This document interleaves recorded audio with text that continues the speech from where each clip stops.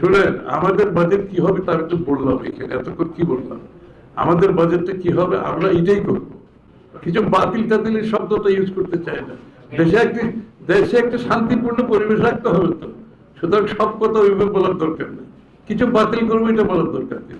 আমরা আমাদের আমাদের কর্মসূচি বাস্তবায়নের জন্য একটা রাজনৈতিক দলের যে অঙ্গীকার আমরা জনগণের কাছে, আমরা আমাদের অঙ্গীকার বাস্তবায়ন করবো।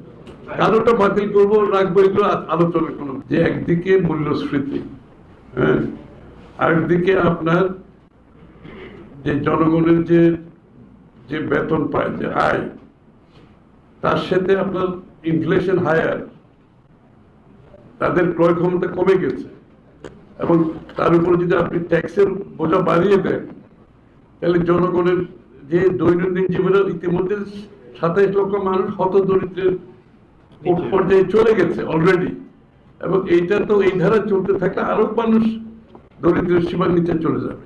আপনাকে তো জনগণের দৈনন্দিন জীবনযাপনের বিষয়টা মাথায় রাখতে হবে। প্রথমে দেশে আপনি যাই করেন, বাংলাদেশের সাধারণ মানুষের জীবনযাত্রার মান হচ্ছে যে কোনো বাজেটে প্রধান লক্ষ্য হতে হবে।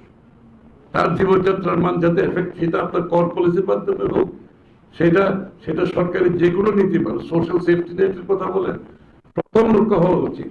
সেইগুলো উপেক্ষিত হচ্ছে। আমাদের দুঃখটা সেখানে যে আন্দোলনের জন্য, যে বৈষম্যহীনতার জন্য আমরা আন্দোলন করেছি, তার কোনো প্রতিফলন আমরা এখানে দেখতে পাচ্ছি না। বরঞ্চ উল্টো, সাধারণ মানুষের ক্রয় ক্ষমতা আরো কমতে আছে।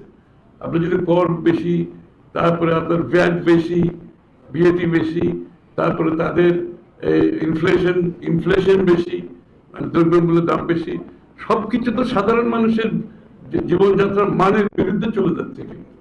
এই জায়গাটা এই জন্য আমরা বলেছি যে আমাদের সোশ্যাল সেফটি নেটের বিষয়টা আমরা বিশেষ এখানে মনোযোগী হয়েছি, যে এইখানে কোনো কম্প্রোমাইজ করা যাবে না।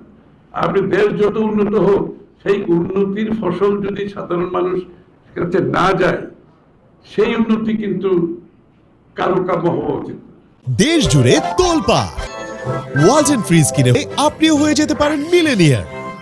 হ্যাঁ, এটা ওনার শুধু এখন নিজেরা বাড়াই নাই, আগামী 2 বছরের জন্য বাড়াই দিয়ে গেছে। সুতরাং আগামী যে 2 বছর সরকার আসবে, তাদেরকে এটা ক্যারি করতে হবে। যদিও বা আমরা আমাদের মতো করে বাজেট হবে, সুতরাং সেটা অন্য বিষয়।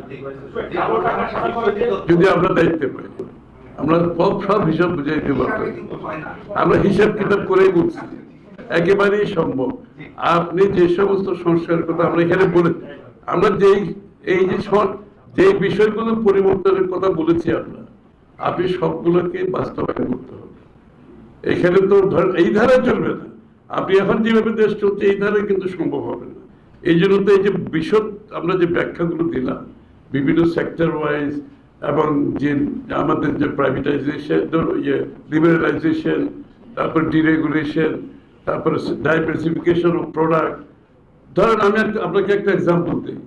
এখন গার্মেন্ট শিল্পে যে সুযোগটা আছে, ওটা ব্যাক টু ব্যাক এলসি এবং বন্ডেড ওয়্যারহাউস, তাই না?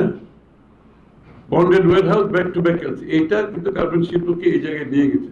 একটি বড় ধরনের ডিরেগুলেশনের কারণে জিয়া রহমান সাহেব করেছিল, হয়েছে। তা আরো 20টা শিল্পকে দিতে অসুবিধা কোথায়? আমরা তো দেবো, বলতেছি আমরা আরো 10টা 20টা সেক্টর খুলে দেবো আমরা বাংলাদেশে, কোনো অসুবিধা তো নেই। যে নির্বাচিত সরকার, জনপ্রতিনিধি, সংসদ, আলোচনা, জনগণের অংশগ্রহণ সবটা অনুপস্থিত। সুতরাং এখানে তো আলোচনা করে কোনো লাভ হবে না। আমাকে অপেক্ষা করতে হবে একটা নির্বাচিত সরকার।